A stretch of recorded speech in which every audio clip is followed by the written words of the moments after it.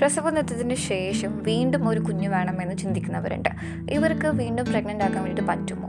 പ്രസവനൃത്തം എന്ന് പറയുന്നത് നമ്മുടെ ഫെലോപ്പിയൻ ട്യൂബിനെ കട്ട് ചെയ്യുകയാണ് ചെയ്യുന്നത്.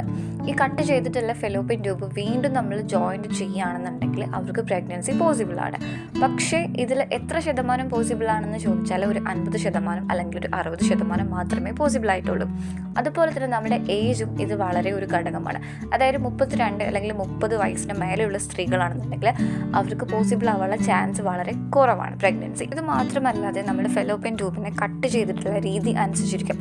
അതായത് ഫെലോപ്പിയൻ ട്യൂബിൻ്റെ സെൻട്രൽ പോർഷനാണോ, അല്ലെങ്കിൽ നമ്മുടെ ഓവറീസിലോട്ട് പോകുന്ന ആ ഒരു ഭാഗമാണോ, അല്ലെങ്കിൽ യൂട്രസുമായിട്ട് കണക്ട് ചെയ്തിട്ടുള്ള ഭാഗമാണോ, ഇവിടെ എവിടെയാണ് കട്ട് ചെയ്തിട്ടുള്ളത്, അല്ലെങ്കിൽ ഇത് വീണ്ടും കണക്ട് ചെയ്യുന്ന സമയത്ത് ഫെലോപ്പിയൻ ട്യൂബിൻ്റെ സൈസിൽ എന്തെങ്കിലും ഡിഫറൻസ് ഉണ്ടാകുമോ, ഇതൊക്കെ അനുസരിച്ചിരിക്കും അവർ പ്രഗ്നൻസിൻ്റെ സക്സസ് റേറ്റ് കൂടുന്നതും കുറയുന്നതും. ഇനി നിങ്ങൾക്ക് പ്രഗ്നൻസി പോസിബിൾ ആവില്ലേ എന്ന്